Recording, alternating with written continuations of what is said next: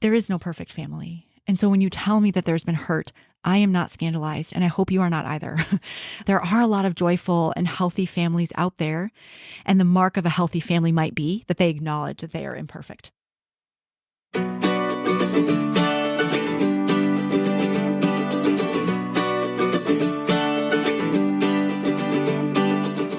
Welcome to This Whole Life, a podcast for all of us seeking sanity and sanctity, and a place to find joy and meaning through the integration of faith and mental health. I'm Pat Millay, a Catholic speaker, musician, and leader, and I'm here with my bride, Kenna, a licensed marriage and family therapist.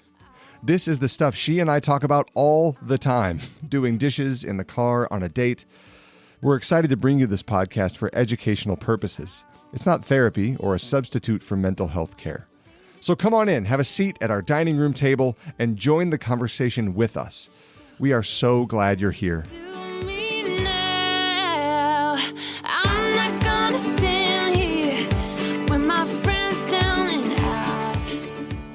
Hello, our good friends, and welcome back to This Whole Life. We are seeking sanity and sanctity, and it's one wonderful episode at a time. It's so good to be with you, all of our friends out there in the world.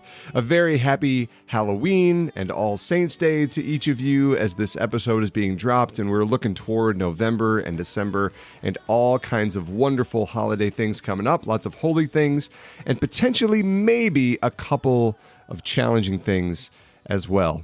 So today we're going to talk about managing some of the difficult family relationships, maybe difficult relationships with friends as we enter into some of these really intense times of celebration, travel, and family time. So we're looking forward to that. I'm here with my beautiful bride, Kenna, as well as our good friend, Father Nathan LaLiberte. Welcome, Father. Thank you so very much. Good to be with you. It's so good to have you back, Father, and excited to have your vantage point as someone who is not married with children and also knows about difficult relationships and navigating those. So as we get into this week's episode, it's a great opportunity for the three of us together for the first time now to get through our highs and hards. So, Father, be our guest. Why don't you kick us off with a couple of your highs and hards? Sounds good. So my high is a very unique one. I went to a trip to see some of my friends, and they invited me to cook a meal for them. Which might sound like a terrible vacation, but I absolutely love to cook, and I rarely just get the time to plan a meal, get all the ingredients, put everything together. So it was like a 5-hour prep with 7 courses, and it was whiskey theme. Oh my gosh. So busting out the Dutch oven, having whiskey glaze. We had twice baked sweet potatoes with, whiskey infused onions. I mean, it was just like every ingredient had some whiskey. And don't worry, it was like, it all burns off when it cooks. So we weren't getting trashed, but then there's just like a moderate amount of whiskey to drink with it. But it was so much fun, and I got to exercise that part of creativity that I just love. And I don't know if you experience this when you cook a meal. I'm super critical of all of it. Did it turn out right? All this time invested. And this was one of the few meals where I ate it and I'm like, oh my gosh. I nailed it. So I was awesome. so happy. That's awesome. That interior validation. Yeah, it I don't really even need the critics to weigh in. So, yeah. I usually cook out of necessity, and it's as if my life depends on it, because there are 7, sometimes 8 hungry people who are very loudly clamoring for the food to happen right now. But I love cooking when I have, like you're talking about, time and availability to just enjoy the process. I think it was maybe 2 years ago during COVID, I just got it into my head that since we're stuck at home for Thanksgiving, I'm going to actually roast a turkey for the first time. And it took forever, and it was so fun, but it was so good. And I just love opportunities. So I'm glad you got one of those. No, thanks for sharing that. Your life actually does depend on it, making a meal. So it's like Lord of the Flies. You ever seen that? It does not go well when they can't find food. Correct.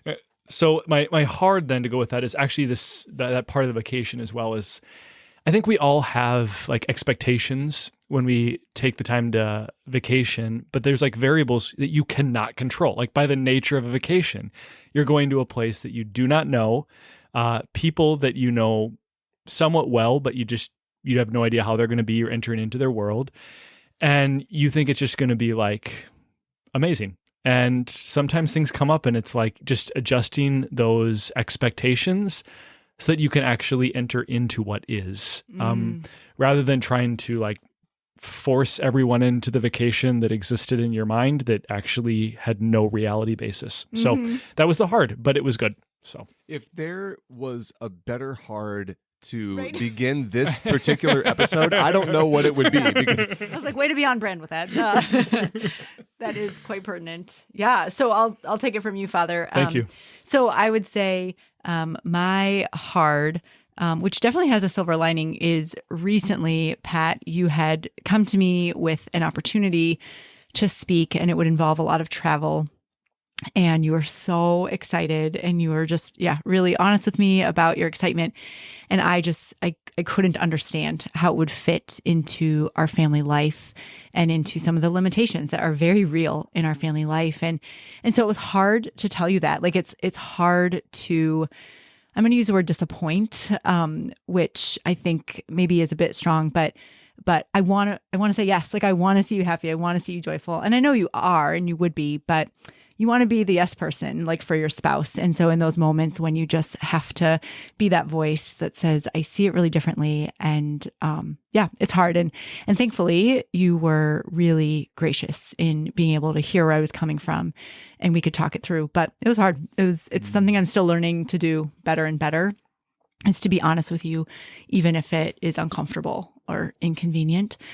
So then my high is just, I've been aware in such a clear, beautiful, vibrant way lately of this village that we have around us, helping us to raise our children. You know, we don't have family geographically close by. And so to have friends who are like family to us, who rejoice in our children and delight in their being, it is making this vocation more manageable, more delightful. And I'm seeing God's goodness and love for us in our community. And in particular, I think about this neighbor who we've had maybe like 3 conversations with, but she knew that it was about the time of year that our kids would start school. And she brought over cupcakes on the day that she thought they started school, and made some cute things to thank them for the lemonade stand that they set up shop in front of our house a couple weeks ago. And I'm just like, wow, what a gift she's made of herself to support us in this, big family life we've got going on. couldn't do it alone. Thank goodness for them. Yeah, I think my hard lately has been, in a prior episode, a few episodes ago, I talked about my hard being training for this rugged maniac race that I ran up and down these ski slopes and a bunch of obstacles and all that stuff. And the race actually went really well. I survived. I'm still here. Thanks be to God. I'm doing it again next year. Kenna's going to do it with me, is my understanding. So it's going to be great. But so I had taken, this is a little detailed, I had taken a break from doing my leg lifting days because I was using those days to run hills in preparation for this race, right? So then after the race is over, I don't like running hills, so I stopped doing that, and I went back to lifting on leg day, because as the cliche goes, you don't skip leg day. And the first That ain't time, cliche, man. That's real. That is real. because the first time back on leg day was rough, man. I mean, Kenna can tell you, my legs were on fire for a solid 6 days. Like the kids would go to climb up on my lap, and just touching one of my quads to get up onto my lap, I was like, like pushing them off with gently, but it was so pain. I couldn't get up and down stairs easily. I walked like a baby giraffe walking for the first time. It was What an image. It was really, really embarrassing. So that was difficult. My legs are better now, thanks be to God, and we're in a healthier place. But that was my hard. But can't wait for the race next year. Looking forward to this. So fun. No, so my high lately, so I definitely enjoy movies and TV more than Kenna does. And neither of those is good or bad, but I just get a lot of joy, and I love digging into some human experiences and human depth that you're able to show in that kind of art, and some movies and TV shows are totally worthless or even immoral, but I love really good ones, even if they show kind of the gritty parts of life. So my high lately has been watching the show The Bear. It's a TV show on Hulu. It's 8 episodes, and it's about a chef in Chicago like a world-renowned chef who takes over his family's restaurant for a lot of different reasons that you can get into when you watch it. I knew going in that it was really highly rated. I think as far up till today, it has like 100% rating on Rotten Tomatoes. And there were certain episodes that people described as like, this might be the greatest episode of television of all time.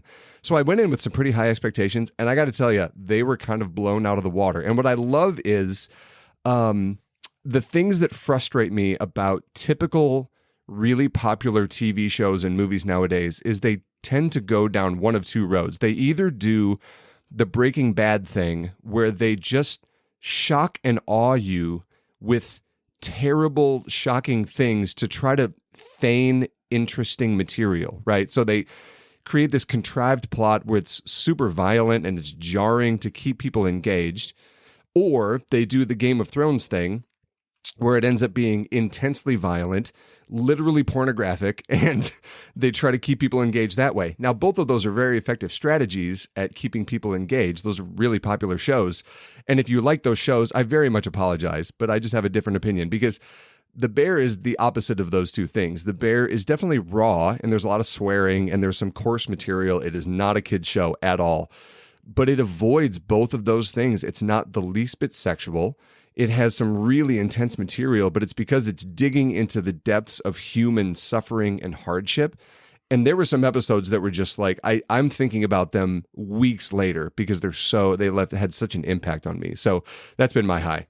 I echo the endorsement for The Bear. I watched it with Father Tom Margavicius, who I lived with, and him and I were basically just silent as we were watching it, because it was so intense. The character development was so real, and it wasn't like pithy, and it was like you didn't know where it was going to turn. And it's all about a restaurant. So, I mean, you're like, it's got food, it's got good acting, and it's got character development. I mean, who needs dragons, right? I mean, the last two episodes of it, episodes 7 and 8, they're only about 30 minutes long. Episode 7 is even shorter. They are probably my two favorite episodes of TV ever. They're completely different, but they're shockingly good in very different ways. So anyway, full endorsement. I'll put a link on the show notes, and you can take advantage if you want to. But again, please don't show your kids, because I told you not to.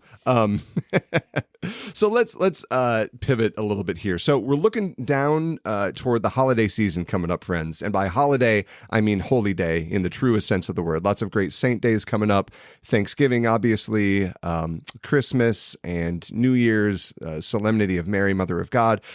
And as much as there's so much joy to be had during this time of the year, there are so many complexities and difficulties that can come around this time of the year. There are vacations, there's family gatherings, and maybe you're already out there feeling anxious or uneasy or kind of sad that these things don't immediately make you excited and joyful about how they're coming up in your life.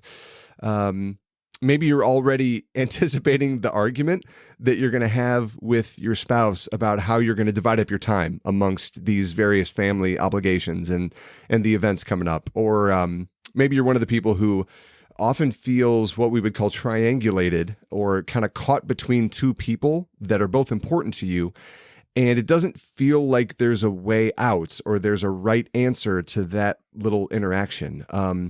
Or maybe you're already picturing the disagreement that you're going to have with that one family member about that one issue that you've had every year for the past 5 years. And neither of you have changed your minds. You're probably not going to this year.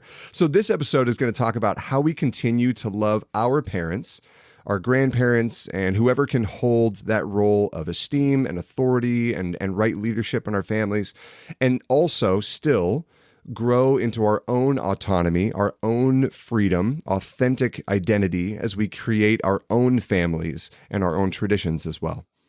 Yeah, I mean, this certainly is pertinent for, as we share life with friends in community. Father, I imagine you're hearing it from folks as they come in and look for counsel from you, because it can definitely feel like there are moral decisions to be made. Or even absolution after the decision's been made. Okay. Yep. There's that. And of course, I'm thinking of it again through that clinical lens of knowing that many people actually, the impetus of what drives them into therapy is because of a family relationship. I will be honest and say that the new year is when my phone is ringing off the hook. It's after people have spent time, with their families of origin, which is the family that we grew up in, and just feeling this conflictedness and this tension as they're trying to develop their own sense of self and also integrate it into the traditions, the expectations, the values of the families of origin who raised them and who they feel so much gratitude toward. And so it's an internal struggle. Absolutely.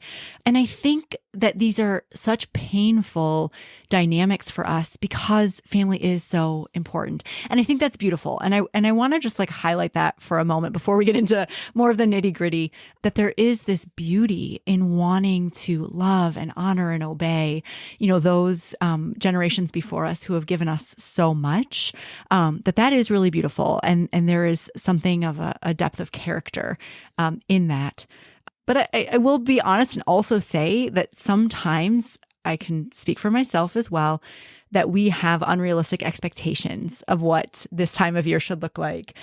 Too many Hallmark movies maybe have spoiled it for us. If I die, and God willing, if I get to heaven, I might be the patron saint of unrealistic expectations for Christmas. I have a movie in my head before Christmas, the first Sunday of Advent. I've got Christmas planned out, and then if one thing doesn't happen the way I think it's supposed to, I'm crushed. So if you're that way, I feel you, and we can be more realistic, I think. So is Chevy Chase's Christmas Vacation like a total nightmare for you to watch? I love it, actually, because it makes me feel a little bit better that even though my expectations were disappointed, it's not that bad, Okay. A balm for your soul. So I think there's pressure probably internally and then certainly, through the messages of the culture around us, and also maybe some hope that, this will be the Christmas that heals the wounds of the last 30 years. And so in this episode, we would just want to address both some of the psychology and the theology behind all of this, and also talk a bit more concretely and practically as well. Something that I find really helpful when a client comes to me and wants to discuss, particularly family of origin issues, is it can feel like we're betraying these people who have sacrificed so much and who love us so much. And that is true. I believe that for so many of my clients. And also, there is no perfect family. And so when you tell me that there's been hurt, I am not scandalized, and I hope you are not either. I hope that you can hold those two things together. And so it's with that mindset that we're digging into this topic, to know that there are a lot of joyful and healthy families out there. And the mark of a healthy family might be that they acknowledge that they are imperfect. And so there is freedom to talk about some of that imperfection and how it's affecting us. So, Father, I was wondering if maybe you could speak to us about how, idealizing parents can get in the way of real, good, authentic relationship. Yeah, I think on a certain level, everyone does have kind of an idealization of their parents until they don't. You almost have to come to a place where you have this aha moment where you start to question. And I remember Father Bayer, who was the rector when I was in the minor seminary, his favorite weekend in the entire year was Parents' Weekend, where the parents would come in and they would, be at their seminary, and Father Bayer would interact with them and thanks for entrusting your sons to us. And he would always walk away and he would just kind of say now I understand. I see where that person gets this. I'm pretty sure there's a quote in Ted Lasso where Ted Lasso says, "Oh, I love meeting people's moms. It's like getting an instruction manual for why they're all messed up." That was an excellent impersonation. That was very good, actually. Yeah. So I think that it is problematic, right? It's because especially within the Christian sphere, we have this understanding that we can't ever say something bad about a parent, right? And it's not in a detractive way that we shouldn't do, but just a recognition that no, they're broken too. They didn't know how to parent. They learned it kind of through a hack process. I mean, you guys by doing, yes, right? Totally. Or observing, making mistakes and recalibrating. And then they also have their own brokenness.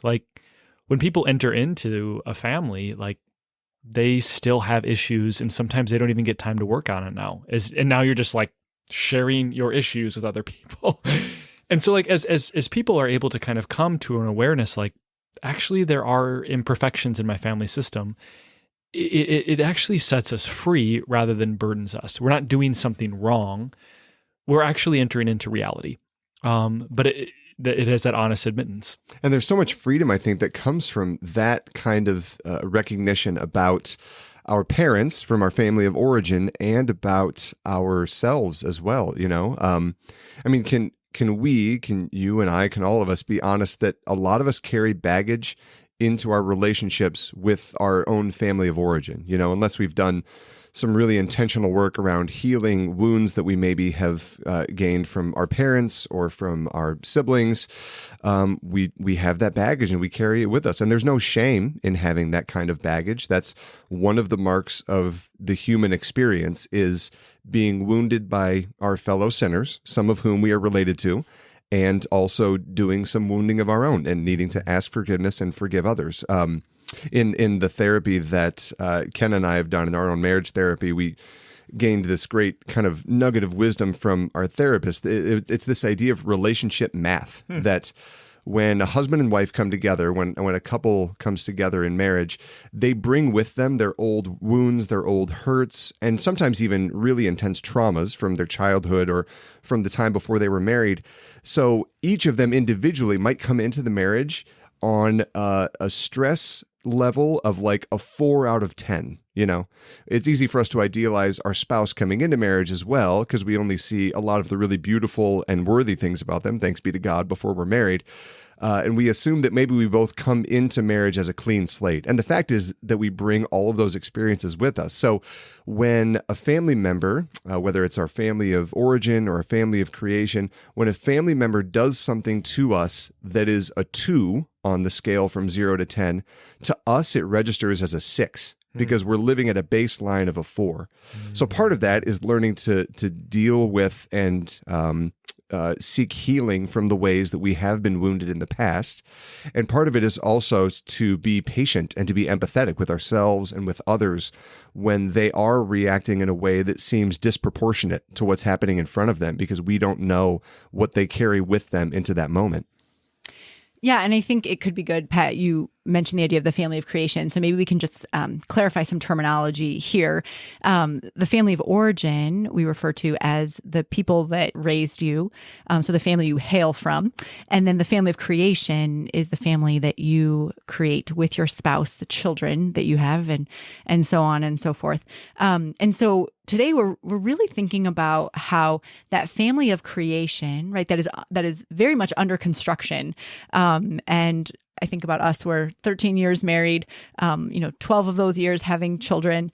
We are still developing our rituals, our traditions, figuring out what we need during this time of year, and how you integrate that into the family of origin, which has a much longer history, is carrying on literally generations of traditions and rituals and expectations, and integrating those together and finding some kind of right relationship with them. I'm wondering, Father, if you can talk to us about that. Yeah, I so appreciate that articulation. This is the first time I've actually heard it, of family of origin versus family of creation. I think it's very helpful as well. And also too, Pat, what you were referring to is like that math piece. I mean, again, just brilliant to kind of put some sort of a measurement on that, because otherwise it's just like these ethereal things or these experiences, but we don't know how to relate to them. And I think that in particular, by us just acknowledging, okay, everyone has their own brokenness, their own woundedness, so there is no perfect family, it actually helps us to understand more clearly actually the Christian perspective, and how we are to enter into it, right? It is imperfect. When we try to say, no, families are perfect, and then we have to conform to it, it actually doesn't allow us to enter into reality. And I see why there's so much hurt then, because if my expectation was perfection and what I got was human imperfection, right, I'm crushed. And who's to blame? And just perpetual finger pointing. And like in systems, right, this is why they have the quote unquote black sheep. Someone has to be blamed. And this is the thing, is like actually we get to point everyone's finger at everybody because everyone's bringing in their brokenness and woundedness, and it's how do we cope with it? in the beginning, right, we know that God made them male and female. This is from Genesis. And then it says, for this reason, a man shall leave his father and mother and be joined to his wife, and the two shall become one flesh. And, we hear this so often at wedding vows. But then Jesus kind of like throws the gauntlet down and he says, so therefore what God has joined together, no human must separate, right? And that's the sacramentalization of the marriage covenant. And this is really something that we actually have to kind of dissect, because it gives us a ton of information about family systems, right? Is first off, right, that they were meant for a complementarity and to become one. But then the next part, right, is they are to leave their home and to be joined to something else. And so there's this differentiation that has to happen in the natural progression from origin then to creation of a new family. I think of this isn't holiday specific, but there's some friends of ours who were married years ago, and they worked together as well as building this life, building this family together. And the wife of the family has a beautiful relationship with her family of origin, and also has a beautiful relationship with her husband. And in the first year of marriage, she continued relating to her family of origin in the exact same way, where she would talk to her mom every single day on the way home from work, which was a beautiful tradition. She and her mom are really close, and it's a great relationship. The problem after they were married was that now she's in a car with her husband talking to her mom all the way home, right? And again, these are all good relationships. These are all good things. And after a few months, though, her very honest and very loving husband had to sit her down and say, my dear love, we need to rethink how we manage the drive home, because I would love to connect with you in a way that is appropriate to this love that we share in a marriage. And it was a really difficult but important and beautiful opportunity for her to go through this exact process that you're talking about leaving your family of origin and finding your identity in this now sacramental bond with the person in your family of creation. Yeah, we have a saying in therapy. It's you got to divorce your parents before you can marry your spouse. Oh, beautifully said. Which is real harsh, but but it is also true. And this is, it just, even that distinction, right? Brings me to a quote from Brene Brown of clearness. To be clear is to be kind. And so even just to set a clear boundary is actually very helpful for people to navigate. It's not a punishing behavior. It's not saying that I like something more than another thing, but it's also recognizing that a substantial change has happened. To say that I have to maintain this same relationship even though my state of life has changed, that's not realistic. I remember like when I was ordained a priest, and guess what I couldn't come home for? Holidays. Because guess where I'm working? All of them. All of them. Like all of them I'm working, right? Even the secular ones we have special masses for, right? So like having to help my family cope through, like, you aren't going to see Nate. And when you see him on Christmas Day, like my family just tortured me, is they would wait till I found a corner, I fell asleep from exhaustion, and then pictures. Just lots of pictures. So literally one of the last pictures I have with my grandma is she's old and she's like kind of preparing for passing. She's out cold and I'm sleeping right next to her in one of those recliner chairs. And both of us are just exhausted, right? That's sweet. But this is just it. Like I had to learn even for myself, there was a new transition as I entered into a new way of life. And it was hard for my family and it was hard for me. And it was all under the umbrella of expectations. And when I think about that Brene Brown quote that, to be clear is to be kind, she's pointing out that we can be both. There's that both and, again, showing up. We as Catholics love that there can be love and truth and honesty. So, Father, you in being able to tell your family, I'm not going to be able to spend the holidays with you like I used to. And also, this does not diminish my love for you or my care for you, to be clear about what they could expect of you, as well as being honest about what you needed. I'm going to go nap now. So as that new family is created, as we embark on the family of creation, or even in our single adult life, are stepping away from our family of origin in order to create new community and our own new traditions, we are getting to really embrace the call, the vocation that the Lord has prepared for us. I mean, I remember, Father, I can't even remember the context, but one time you said to me, Kenna, there's only one person that you're sacramentally bound to, and it's not your children. and I was like, oh my gosh, that is so true. And I was worried about pleasing so many others and twisting myself into a pretzel.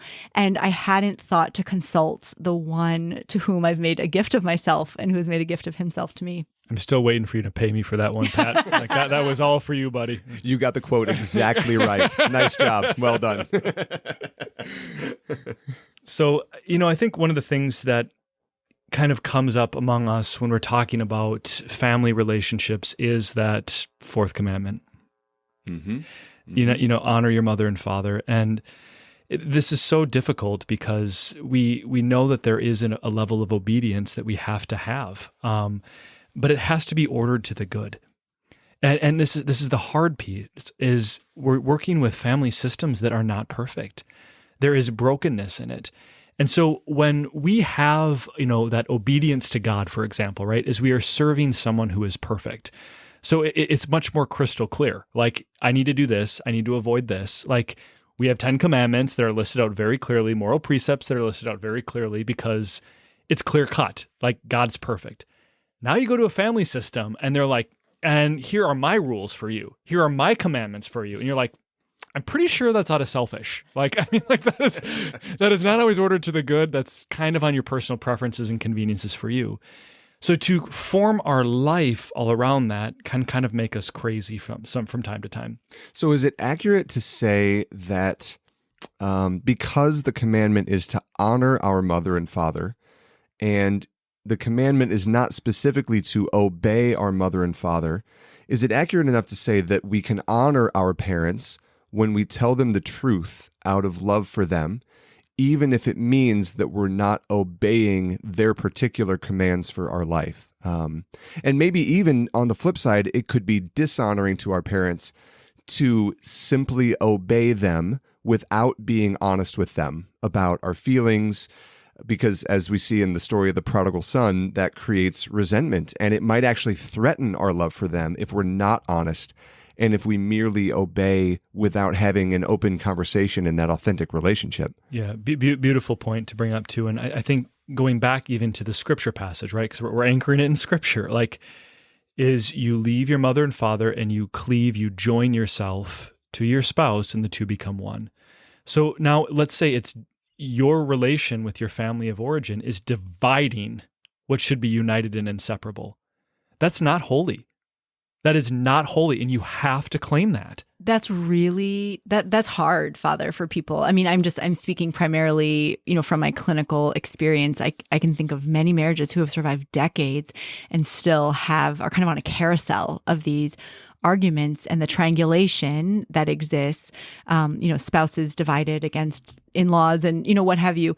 That's hard to hear when we haven't gone through that natural process of maturation and really claiming our family of creation as being the primary role that we have and the system that we need to consider, like the good of that system first before others. And it's hard too because there's such brokenness in family of origin and family of creation. So let's say, for example, the person that you married hates your mother or hates your father or hates your brother.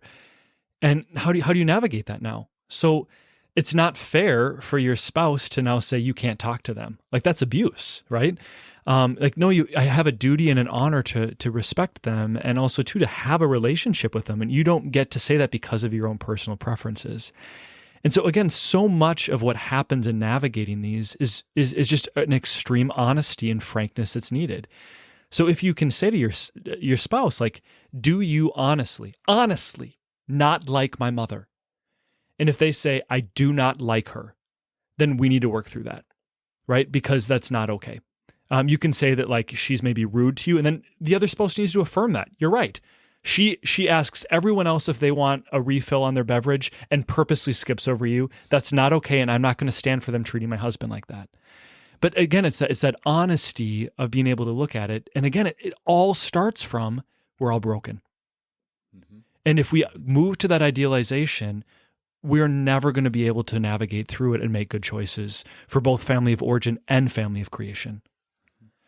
It reminds me of, I don't remember if I was talking with you or Pat about it, but that there's an analogy to kind of illuminate a moral truth in Catholic moral theology. And the truth is that if you have an imperfect moral situation, you cannot make a perfect moral decision. And I'm going to say that one more time just because it's a little mental gymnastics, right? Mm-hmm. If you do not have a perfect moral situation, you cannot make a perfect moral decision. So the analogy to illustrate that is like, let's say I give you a recipe. We're bringing up cooking again, all right? And I give you a recipe and I say, you got to make this cake. So you go in your pantry and you're missing, I don't know, sugar, okay? Mm-hmm. You can't go to the store. You got to make this. Party's coming up. And so you're like, what can I supplement? You know, hey Siri, or you Google, and okay, sure enough, honey works. Mm-hmm. Okay, let's be honest. It doesn't taste the same. Hey, now. All right, like I get Don't it. tell my children. Because... If I'm the patron saint of unrealistic holiday expectations, Kenna might be the patron saint of making the recipe healthier and therefore not quite as delicious at times. Hey. And thinking it tastes the same, right? Okay. Those brownies were great with that zucchini, okay?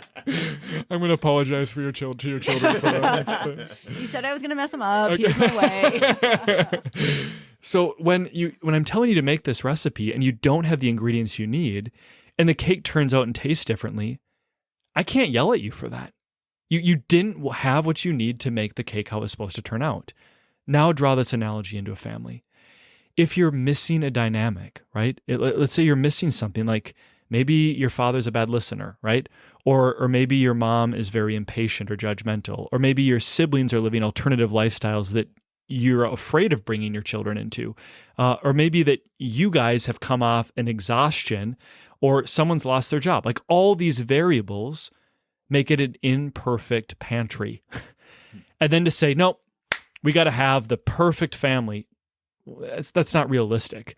And this is just in Catholic moralism, let alone reality. Mm-hmm. And so this is part of the thing is, okay, if I'm going into having one of Kenna's baked goods, I know that it's going to taste different. It doesn't mean it's bad. Mm-hmm. It's just going to be different than Betty Crocker's cake mix that I've had, every single year on my birthday, right? It's not true, actually. I have fruit pizza, but very healthy option. Oh my gosh, I love fruit pizza. Yeah, and all this talk about family of origin and family of creation and trying to understand the relationship and that we stand as the link between those reminds me of something one of my therapists said to me. So let me see if I can say it as eloquently as she did. But she said, Kenna, our parents don't give to us, right? They don't make the sacrifices. They don't love us and care for us and provide for us in order that we would owe them. And this is difficult because I'm limited without using my physical body, but I'm pointing like back at my parents behind me. She's like, it's not so we can turn around and give back to them. She said, but they give to us so that we would give to the next generation.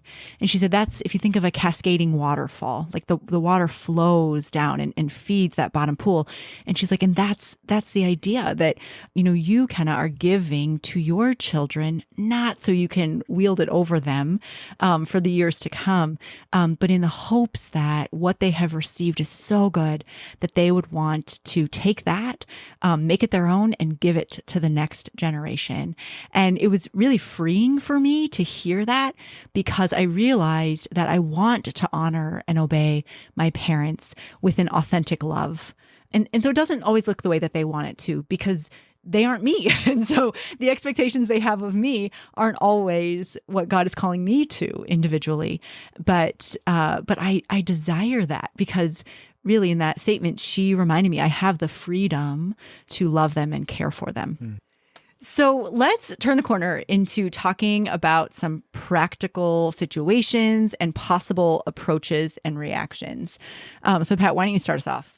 Yeah, so one of the ways that Kenna and I are very different, and one of the ways that I've really come to actually value and appreciate those differences is Kenna is the queen, and again, maybe the patron saint of planning ahead for all things, but especially in relational circumstances and situations. So early in our marriage, you were very good at being specific and direct going into a holiday, a Christmas road trip, or even a summer vacation, things like that, about asking me, what are your expectations and hopes for this time with your family? What are you hoping to get out of this time at Christmas? And it was really helpful for me because I have the gift and the weakness of flying by the seat of my pants and having great expectations and no real plan on how to achieve those expectations. So it was good for me to clarify what do I actually want from this? And it was a really good, healthy check on those expectations too. Like, I might have all these dreams in my mind, but if I had to choose one hope for Christmas, what is that one hope? And what might I have to let go of in order to really focus on that one hope, you know? So it's really fruitful and helpful for us to have conversations with our spouses about what we need from this holiday season, what our desires, what our hopes are, and to make a plan to share those with the people that will be in our family of creation, the people that will be around, to share those with our parents, with our in-laws, with our siblings, to really make a plan for that conversation. And I think this is to that same point of just needing radical honesty, is like, just as you were saying, Pat, is like, we have to have the conversation of here's the expectations and then here's the one hope. And that does require a vulnerability to say, like, I'm going to say I do not like someone and I need you not to share that with them. I need you not to stir the pot and create this meddling thing. There's a great proverb. It says, someone who meddles in others' affairs is like someone who takes a stray dog by the ears. Proverbs has the best metaphors. Yeah, it's so good. Sirak was always dropping the mic on that. Yep. But it's that honesty, and vulnerability is part of it too.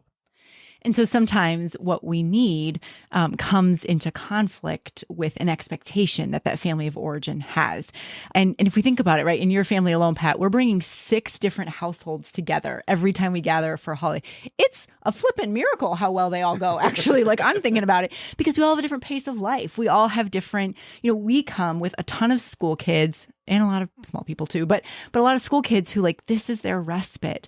And so moving at, breakneck speed all holiday long, all vacation long, maybe doesn't serve us as well. And so being thoughtful about, okay, who's going to communicate that? If we have an issue with the proposed agenda for that time altogether, who's going to talk to that person about it? So getting ourselves organized in the family of creation in order that we can communicate that to others. Again, Brene Brown, clear is kind. So it's really helpful to have those formalized kind of planning ahead conversations with our spouse going into these different holiday events and trips and visits, because the best outcomes result from us being courageous and initiating that kind of a conversation with our spouse, first of all, but then with our family of origin, to get out in front of it and to be clear and direct, but always in charity, for the sake of the people that we're going to be around. If there's something that we want, if there's a need that we have, maybe if our family of origin is no longer practicing their faith at all, they're not involved in the church in any way. If we need to go to church on Christmas morning, then we have the responsibility and the right to be able to voice that, to say that. They can tell us their feelings about our request, but our job is to bring it to that fence post, again, hearkening back to our episode about boundaries and differentiation. So maybe there's the same religious or political debate that you always get into with one family member. Can you think ahead of time, about how you can clarify your opinion on that matter and also hold in tension your love and your relationship with that person? So maybe you could say to your in-laws or your parents or your siblings, I love you, even though we may never agree about this thing, whatever that hot topic is. I love you, even though we might never agree. I'm really happy to talk about it if we both think that it'll help us be closer, but I'm not willing to let this particular issue come between us. You see how that can be an opportunity to share love and to show respect and honesty for others, and to not let one particular issue dictate our experience of a holy day? Well, and I think you also bring up the point that different relationships call for different levels of intimacy. I don't have to have political conversations with everyone in my life. I don't have to let everyone know about how I feel on all the hot topics. So you may be passionate about a subject. I'm passionate about a lot of subjects, let's be clear. And for whatever reason, maybe it grates on, my sister's nerves. And so it's true that I might not be able to discuss that and have a peaceful Thanksgiving. So while there may be like a grief in me that I can't speak about that with her, I get to acknowledge that. And then I get to decide, like, do I want to push the envelope on this? Or do I want to save it, for those who I can have more of a discussion and a dialogue with and focus more on what is possible, with that person instead of what is not. I love that you use the word grief, Kenna, because I think that is what happens. And that's actually how we process through it, is that ideal that we had of the perfect vacation or the perfect family. As soon as we confront, like, it's just not happening. Like, it's important to feel sadness, feel anger, maybe even touch a little bit of denial, like, because something that is actually a good is not present to us. I think grieving it actually allows us to enter in with a sobriety into the reality. Whereas if we're not willing to say, like, this is a real loss and I'm sad about it, then we just kind of put on our happy face and pull up our boots and move forward. And it's called miserable Christmas or horrible Thanksgiving. Like, nobody's happy. So there's all kinds of really beautiful practical ways that we can go about doing that, about experiencing the grief of the loss of maybe a dream or a vision of a certain type of holiday. So maybe people in your family of origin now celebrate holidays differently. Like I said before, maybe it's a priority for you to pray together as a family leading up to Christmas, to experience Advent and Christmas in particular ways related to your faith. Maybe your family of origin has different religious practices, or maybe no religious practice of all anymore. So it's helpful, I think, as a family of creation, and especially as spouses, to clarify what are our non-negotiables. What would feel like a violation of my person, of my identity, to not do? So for us as a family, in our family of creation, going to Christmas Eve or Christmas Day Mass is a non-negotiable. We will do that no matter what happens. And everyone around us knows that, and we're willing to make sacrifices in other areas of our holidays and our vacations in order to really hone in on that non-negotiable. It may involve going to confession leading up to Easter, for example, or something like that. So what are your non-negotiables? And then in addition to that, what are you willing to be flexible about for love for your family of origin, and out of respect for their different beliefs, their different practices, their different ways of approaching life? It may look like going to their non-denominational church in addition to Mass for Christmas, to spend time with them and experience the holiday in a way that they find valuable right now. It may mean waking up early, extra early to pray individually and quietly so that you can still help cook breakfast with your family if that's something that's really important to your family of origin. So I believe that in all, at least in our family and most of the folks I've been around, there's always a way to really drill down on what are the non-negotiables and still leave room to show some good, healthy flexibility out of love for the people that we're interacting with. I got to push back on that one a little bit. Please. Right? Yeah, please. And just like, so typically from what I've heard from families, right, is that it's a time of a lot of exhaustion. Right? Is like you're either going to a place that's unfamiliar, you have all these little minions that are just wanting to play and do things or have expectations of their own that they can't manage. And like when I'm exhausted, and I think you've mentioned this before, Ken, is like you don't always make the best decisions, right? And creativity is really hard. So, I mean, I think that like if this is being triaged in the moment, it's not happening. Yep.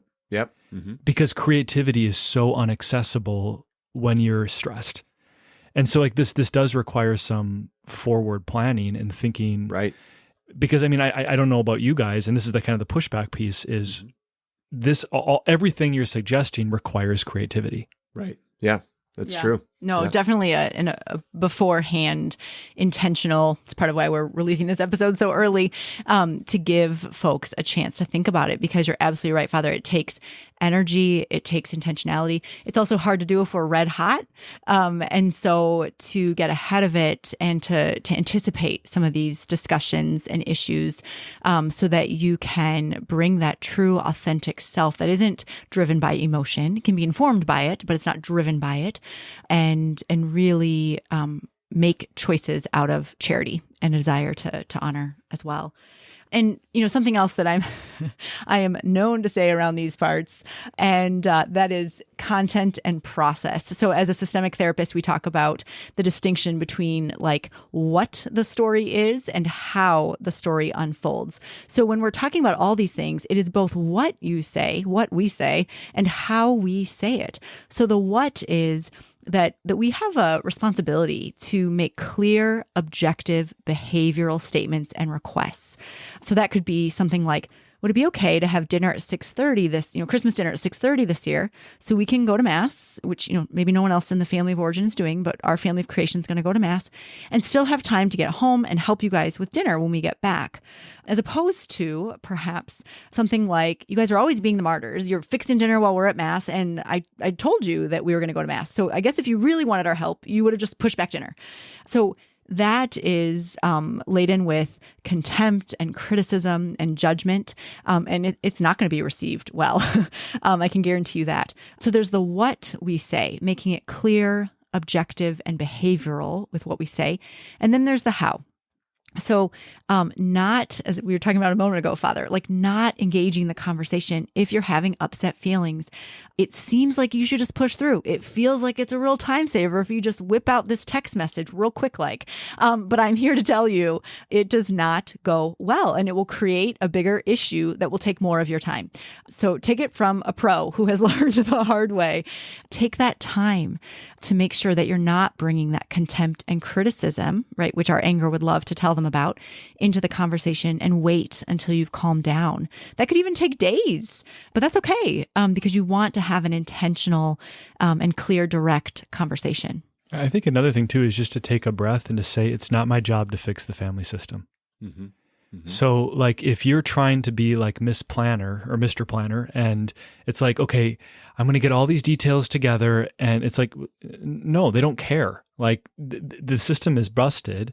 So I'm just going to look at my family of creation, and we're going to say, okay, how are we going to go into this as best as we can? It's not my job to fix every aspect and manage it. I'm not a family planner. I'm a family member.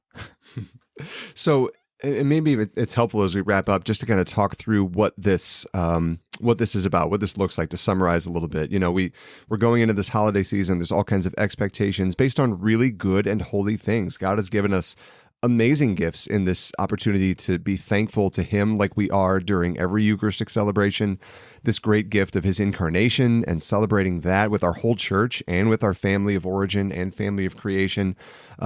We've got this amazing opportunity to really benefit from what the church has given us, but it really matters that we are primarily connected to our family of creation, and particularly our spouse, that we've been sacramentally bound to really bring the gift of that connection to all of our relationships, including our family of origin. And the way we do that is by clarifying our needs, what we need and what we desire from the upcoming holidays, and in ways that we can speak about honestly and truthfully with our family of origin, that we can be clear with our parents and our siblings and our in-laws about what we desire from this time. And like you mentioned, Father, to really do it ahead of time, not to let this be a spur of the moment, here's what I need right now, because it's 2:00 on the day before Christmas. Our kids didn't sleep last night. They didn't nap today. So in my anger and my exhaustion, I'm going to rip off this conversation because it's how I'm feeling in the moment. No. As guilty as I am of that, it takes the forethought to really be intentional about those interactions and those conversations going in. So maybe there are phrases that we can have prepared going into interactions over the holidays. Things like, I believe that we can be close even though we're different. Even though we have different beliefs, different practices, I believe that we can still be close and love each other well. I can respect the fact that you are like this, whatever, fill in the blank. Can you respect that I am like this? that there can be a mutual respect and seeing each other clearly and being in a loving family relationship despite those differences.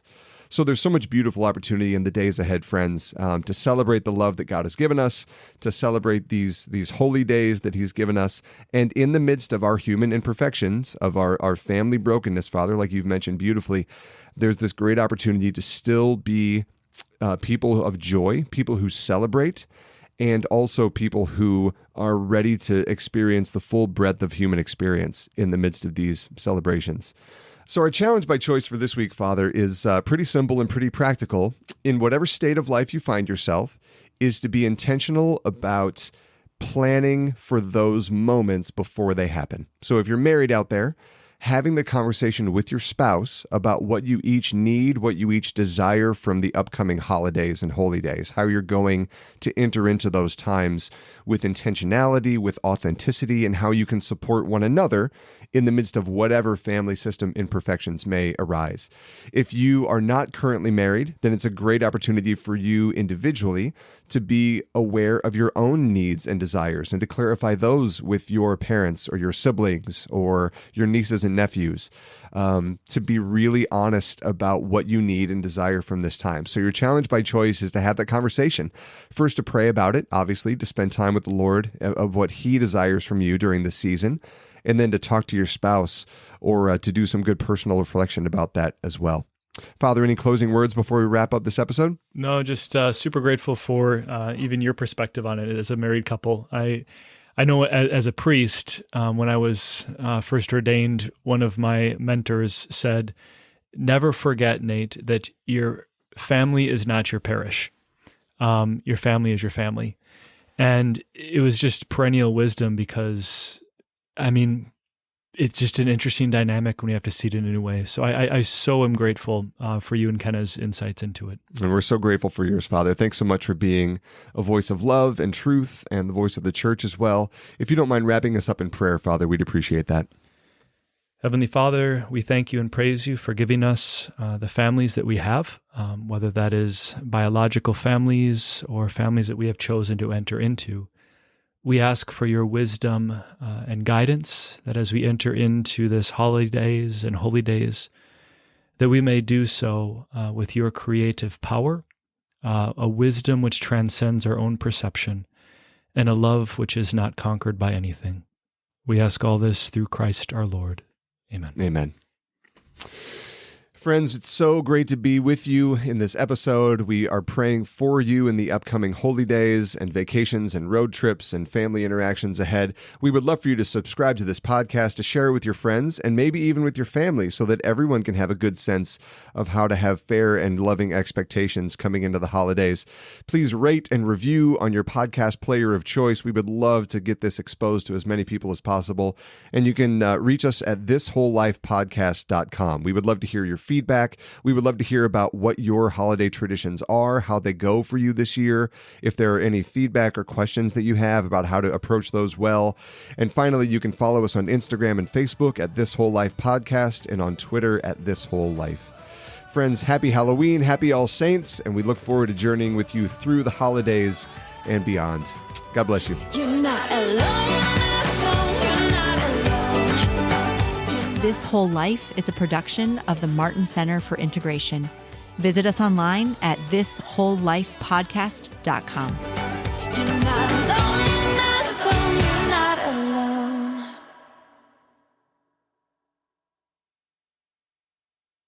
Yo, yo, yo. Pray the rosary, people. I wish